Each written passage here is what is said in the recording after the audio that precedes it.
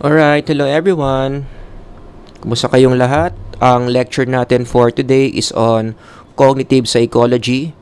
Shout out dyan sa mga students na nagtitake ng CogPsych this semester or this term. Ang topic natin today, how thinking patterns affect mental health. Although ang lecture na to is under cognitive psychology, pwede mo rin tong i-bridge or itulay sa clinical psychology or even in positive psychology kasi nga may kinalaman to sa mental health. Papaano raw yung mga iniisip natin merong epekto sa mental health. But before I discuss, diretso muna tayo sa mga Bible verses. Ephesians 5, look carefully then how you walk, not as unwise, but as wise, making the best use of the time, because the days are evil.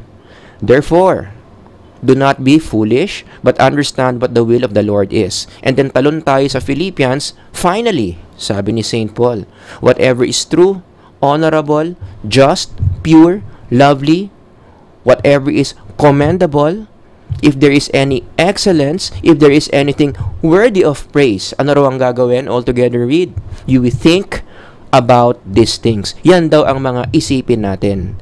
And then punta naman tayo sa Romans, do not be conformed to this world.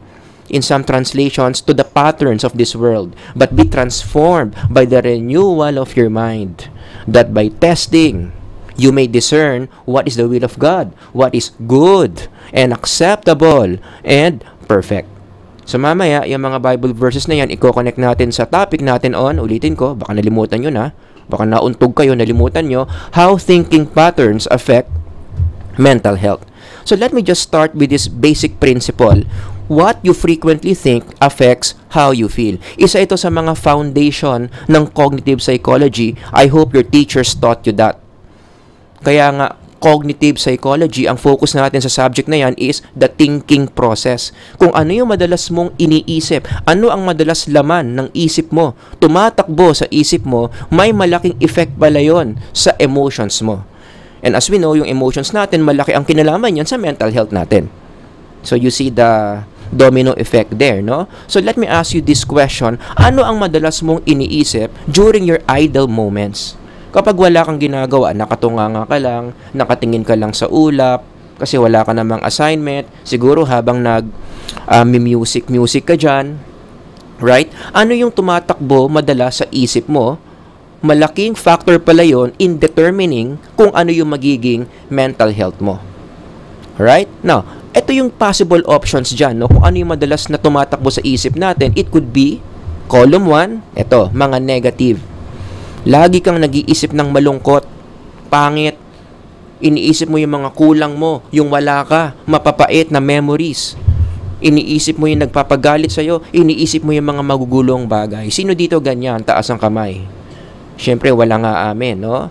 O, eto, sino naman nag-iisip madalas? Eto, pag wala kang ginagawa, masaya, maganda, sobra. Iniisip mo kung anong meron ka, matatamis na alaala. You're thinking about love. You're thinking about things that are orderly or maayos. Yan. So yan yung two groups of possible thinking patterns na madalas iniisip ng mga tao. And again, going back to the principle, anong sabi ko kanina?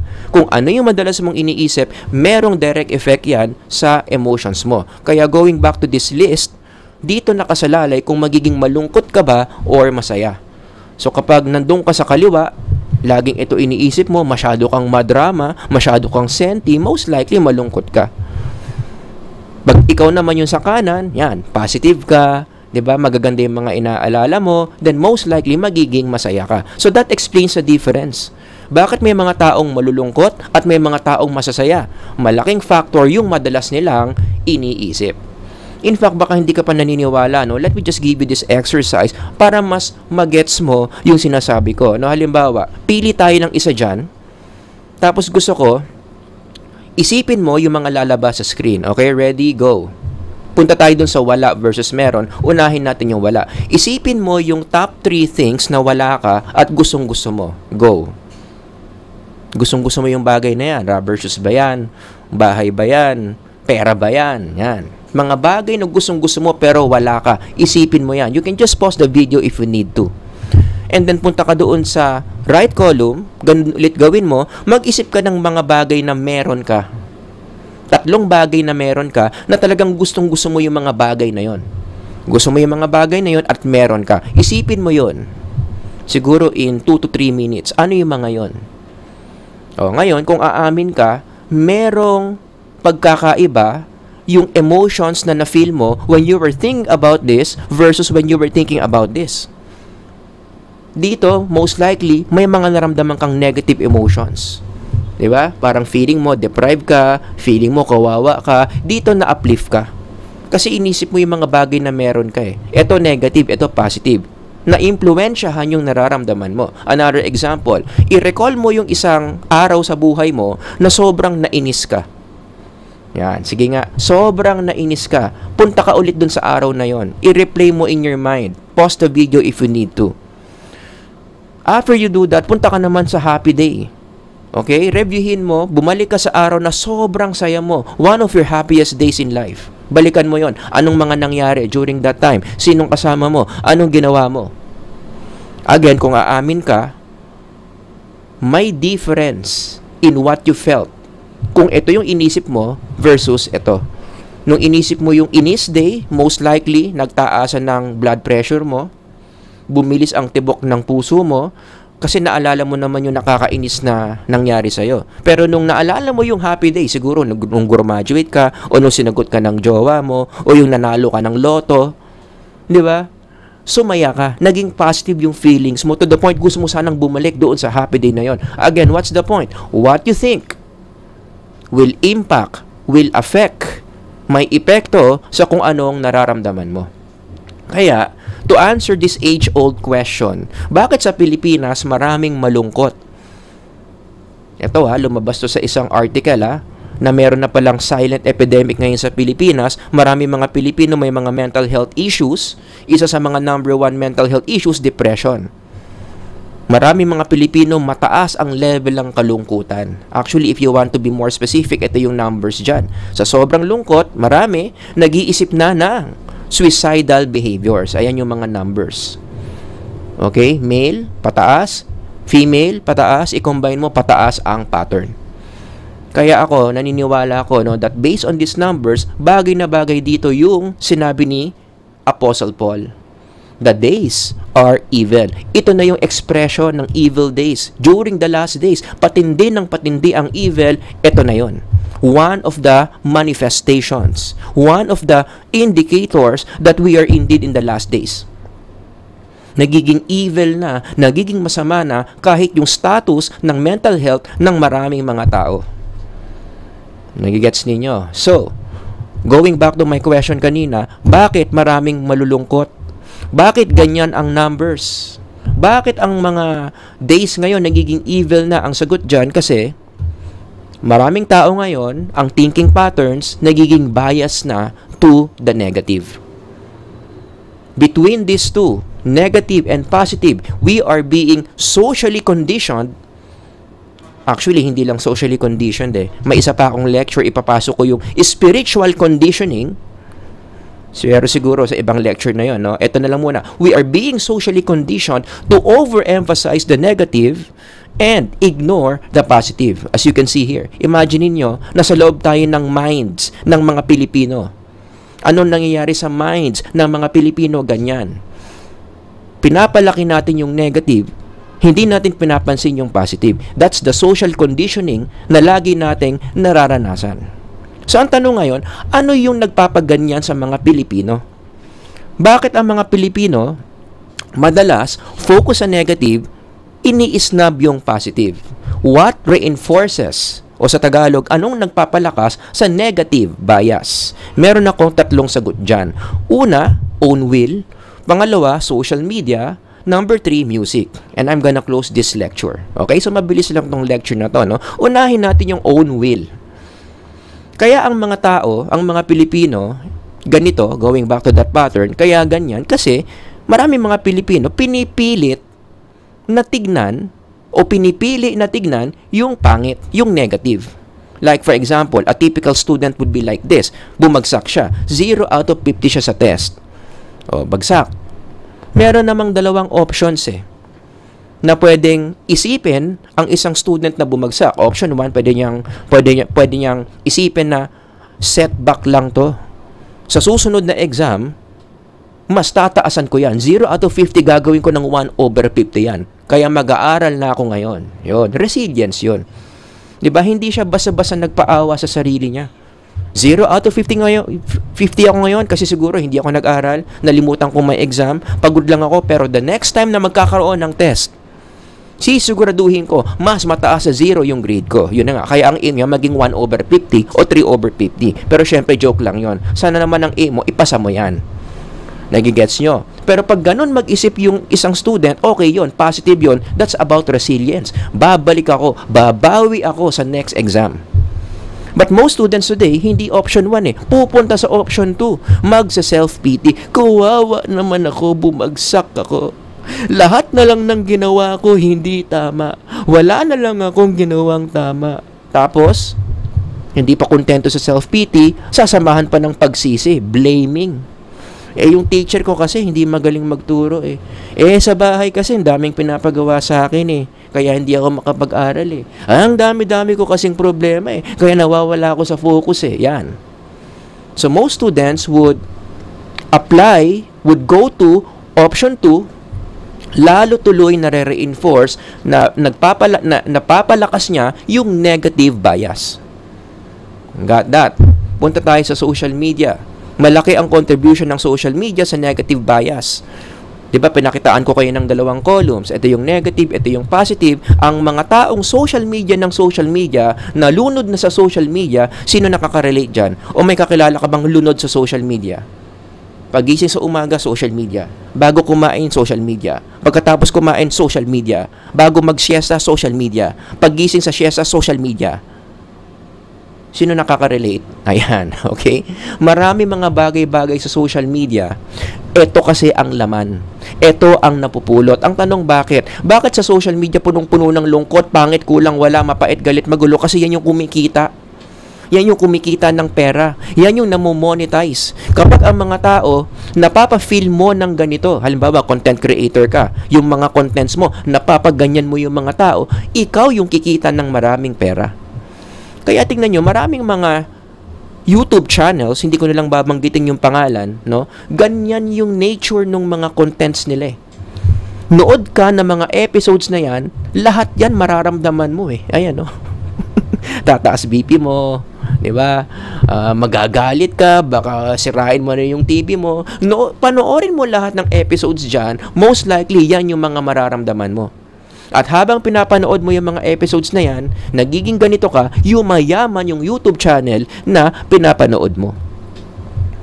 Pero nare-reinforce in the process, nare-reinforce yung pagka-negative bias mo. Kaya ka nasasanay sa mga negative emotions. Akala mo yun yung normal.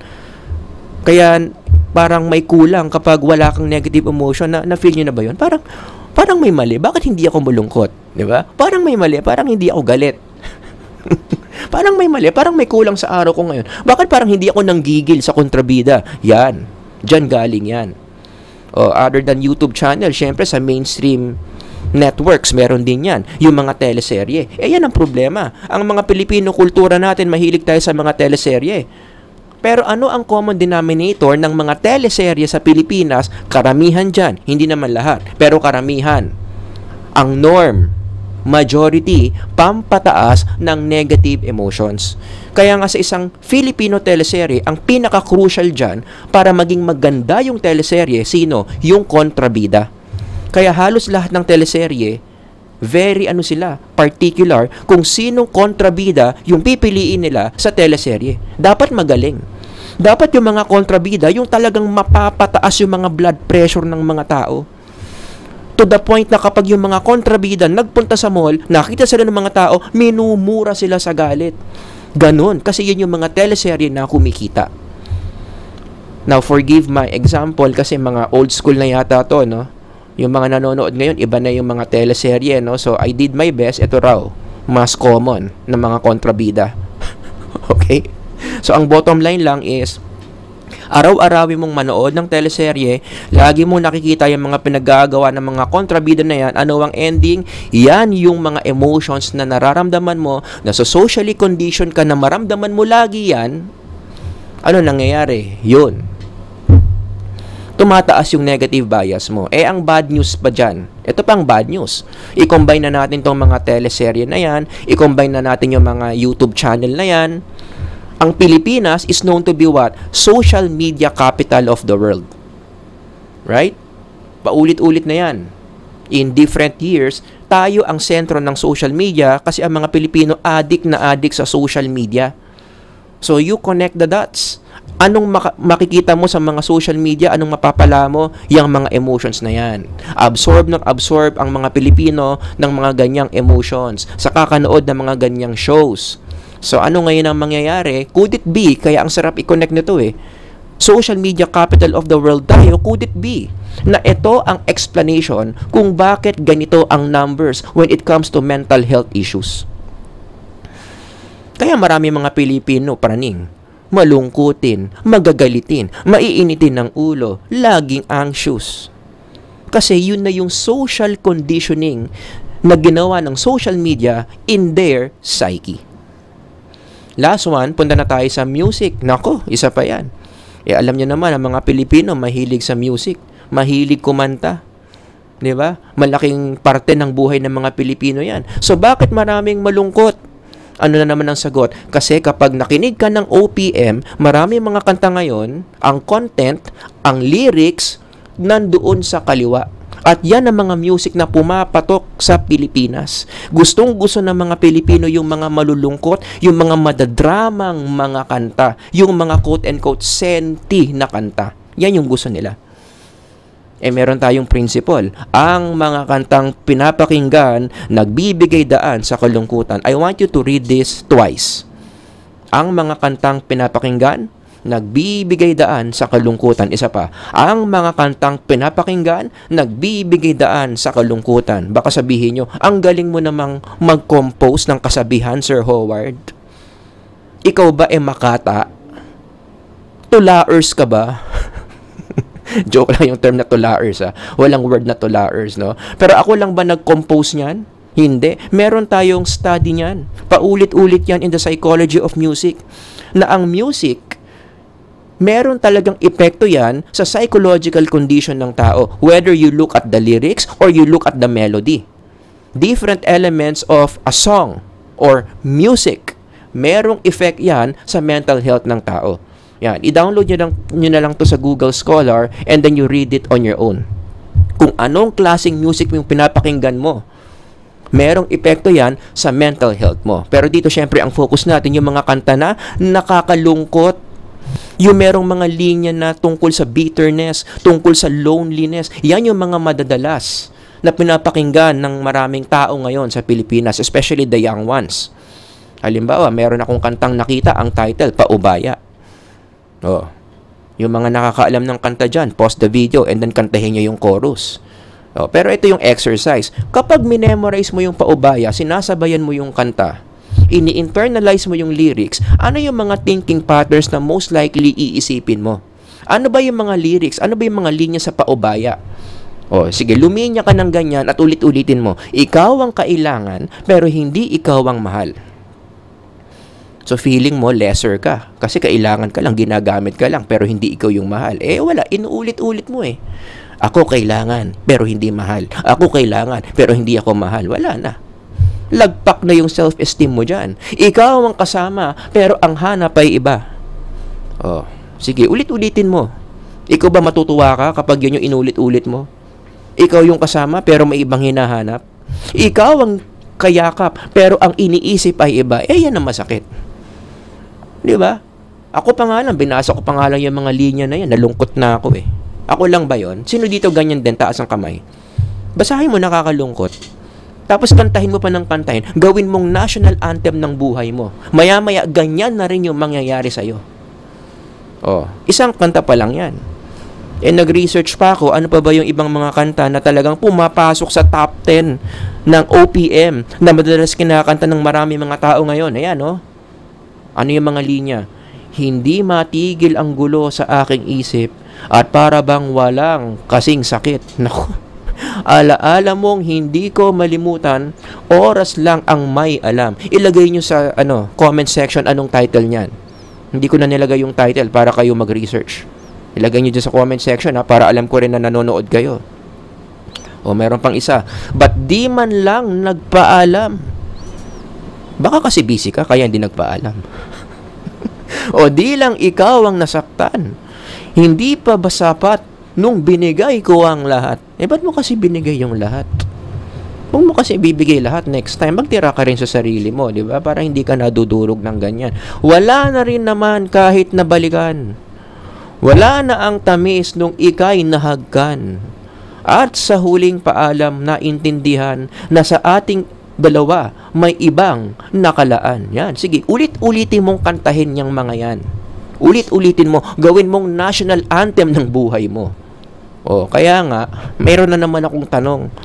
Could it be na isang possible contributor ng ganitong numbers about suicidal thoughts or songs like that, baka nakakadagdag siya sa lungkot ng isang taong malungkot? Biruin mo kasi malungkot ka na nga tapos sasamaan mo pa ng malungkot na kanta. Ba't di man lang nagpaalam o di lang ikaw yung nasaktan? Hindi pa ba sapat nung binigay ko ang lahat? Diba? I don't have the data, pero it's a very good hypothesis, no? Na posibleng itong mga ganyang linya ng kanta that people internalize is a contributor kung bakit ganyan ang mental health status ng maraming mga tao ngayon. So in summary, yan yung mga pampalakas ng negative bias. Own will, social media, and music. Pero ang common denominator dito is lahat ito nangyayari in the cognitive level. Base sa mga iniisip natin. So kung paano tayo mag-isip, marami mga tao negative mag-isip. Bakit? Kasi nga dahil sa numbers 1, 2, and 3. Ito yung nagpapalakas ng negative bias ng marami mga tao ngayon, kaya maraming merong mental health issues. Alright? So, alam ko may mga pilosopong sasagot dyan. Tuwing nagtuturo naman ako, lagi may mga philosophers Diba? Ay sasabihin sa akin, so ano sinasabi mo, Sir Howard? Huwag na tayo mag-isip. For number 1. Ano sinasabi mo, Sir Howard? Huwag na mag-social media. I-delete na namin yung mga Facebook, Instagram, YouTube namin. Paano ka namin mapapanood? So ano sinasabi mo, Sir Howard? Yung music, huwag na kami makinig. Putulin na lang namin yung mga tenga namin. Hindi naman sobra. Itapon na lang namin yung mga cellphone namin. Mag-unsubscribe na kami sa mga Spotify namin. Hindi. So, for numbers 1, 2, and 3 sa mga philosophers dyan, hindi ko sinasabing wag na. Ang sinasabi ko, dapat lang, habang ginagawa nyo yan, meron kayong sense of awareness. Pwede pa rin. Mag-isip pa rin kayo, huwag nyong ihinto yan. Mag-social media pa rin kayo, huwag nyong ihinto yan. Tuloy-tuloy pa rin ang pakikinig sa Spotify, sa mga FM radios, sa YouTube, okay lang yan. Pwede pa rin, basta aware ka na habang ine-expose mo yung sarili mo sa numbers 1, 2, and 3, aware ka na contributors yan ng negative bias. Kasi ang danger lang naman is lagi mong ginagawa yung numbers 1, 2, and 3. Isip ka ng isip, social media ka ng social media, music ka ng music, pero hindi ka aware na nakaka-contribute pala yan sa negativity mo. Yan ang risk factor. Pero nababawasan yung risk factor na yan, bumababa yan kapag ginagawa mo yung tatlong yan, pero aware ka na lungkot in equals lungkot out. Kaya mas magiging sensitive ka na Diba? Uy, etong pinapakinggan kong to, nakakalungkot to. At pwedeng may epekto to sa mental health ko. So, dapat ipaalala ko sa sarili ko na huwag kong masyadong seryosohin itong pinapakinggan ko. Diba? Nakinig ka, pero hindi ganun kalakas ang epekto sa'yo kasi meron ka ng shield. Aware ka na sa posibleng negative effect ng mga yan sa psyche mo. Lungkot in equals lungkot out. Problema, marami mga tao ngayon unaware. Everybody say unaware. Hindi sila aware. Hindi nila alam na habang ginagawa nila yung numbers 1, 2, and 3, ito yung parang nangyayari. Nagde-deposito sila ng kalungkutan unti-unti in their psyche. Kasi nga, hindi sila aware Hindi nila napanood tong video na to So, kinig lang ng music, social media lang, isip lang ng isip, tapos ina-apply nila yung mga negative thinking patterns, hindi nila alam, ito yung ginagawa nila sa mga sarili nila. Deposito sila ng deposito ng kalungkutan hanggang sa ang dami na nilang savings. Pero yung savings nila, hindi kwarta. Ano yung savings? Kalungkutan. They are unaware of that entire process. Kaya ako nga ginawa tong lecture video na to para matutunan nyo. Para hindi kayo mabiktima ng unawareness. Because many people today are unaware of this. Kaya may mga maririnig kayong mga tao ang sasabihin, bakit ganon? Hindi ko maipaliwanag, hindi ko ma-explain. For some reason, ang lungkot-lungkot ko, pero wala naman akong makitang reason bakit ako nalulungkot. Wala naman nangyaring masama sa akin, pero malungkot ako. Yun yung posibleng reason dyan. Masyado na siyang maraming kalungkutan savings sa kakalagay niya ng mga kalungkutan araw-araw sa isip niya. Kasi nga, unaware siya na yun pala yung posibleng epekto ng numbers 1, 2, and 3. Nagigets nyo ba yung sinasabi ko? Yan. Kaya, in closing, ito yung question na dapat nyong isipin lagi as you continue numbers 1, 2, and 3. So, hindi ko sinasabing ihinto nyo. Pwede pa rin. Pero dapat, habang ginagawa nyo yan, ano ang nilalagay mo sa isip mo? Because remember, whatever you put in your mind, may epekto yan sa emotions nyo, may epekto yan sa mental health ninyo. So, what does the Bible teach? Huwag natin kalimutan yung God's Word in closing, no? How should we respond then? After knowing all the things na tinuro ko in this lecture, how should you respond? Kanina binasa ko lang hanggang the days are evil, di ba? Ituloy mo sa verse 17. Therefore, do not be foolish. Yan pala yung respond. If the days are evil, maraming negativity around us, do not be foolish, which means yun yung awareness sa tinuturo ko. Huwag kang foolish kasi ang mga fool, marami silang mga hindi alam na nangyayari. Napanood mo muna tong lecture video na to. So, aware ka na. Hindi ka na fool. Right? Do not be foolish. Dapat aware ka. Understand what the will of the Lord is. Now, that's another question. Ano ba yung will ni Lord na dapat nilalagay mo sa isip mo? Hindi sapat na aware ka lang. Ay, meron palang negative effects tong mga to sa isip ko. Dapat may isa ka pang gagawin, may isa pang step. Yung awareness mo, dagdagan mo ng kung anong ilalagay mo sa isip mo. So, that's a good question. What does the Bible teach about what are the things that we should be filling our heads with? Yun na yung Philippians 4:8 na binasa ko. Whatever is, altogether read, true, honorable, just, pure, lovely, commendable, excellence. If there is anything worthy of praise, what do? We think about such things. Aware ka sa negativity around you. At the same time, unahan muna ng mga ganito yung isip mo. Para hindi ka tinatablan ng mga lason galing sa social media, galing sa music, galing sa sarili mong pag-iisip. But I know this is hard to do kasi nga, we were socially conditioned not to be like this. Kasi sa mga social media, kapag ito yung content, hindi kikita yan boring. Diba? Sasabihin nila, moralista ka, ayan yung mga content mo. Dapat yung mga content mo, yung nakaka-relate yung mga tao, which are negative things. So, it's not easy to follow Philippians 4:8. It's a process. Kaya nga, dyan papasok yung tinatawag nating renewal of the mind. I'm sure, hindi naman mangyayari yan overnight. Ganito ka na mag-isip But as you do your best, as you keep on practicing to apply Philippians 4:8, hinahanap mo yung mga positive things. In spite of the negative, along the way, the Holy Spirit will help you to do that well. Diba? Yan na yung Romans 12:2. Do not be conformed to this world, but be transformed by what? The renewal of your mind. And again, it takes process. Sana lang tiyagain ninyo. No? Kasi nga, nasanay tayo sa negativity But as you ask for God's help, as the Holy Spirit empowers you to renew your mind, sureball naman akong magiging successful.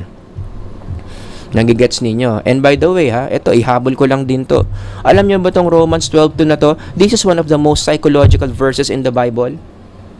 Kasi, yung psychology, ginamit itong Romans 12:2 na to para magpauso ng isang therapy na ang tawag is cognitive therapy techniques.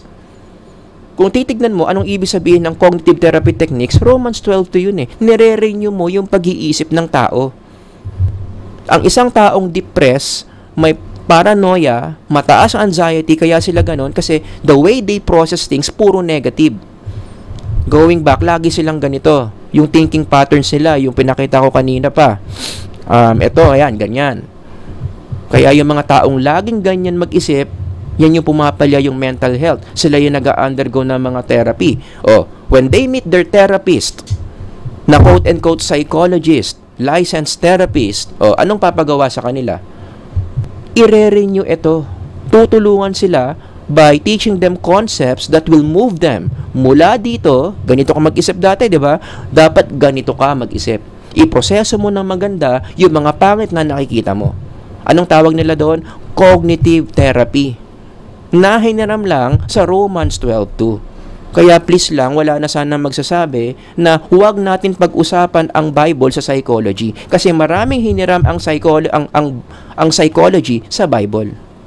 Yang cognitive therapy na yan, dito lang din nanggaling yan, Romans 12:2.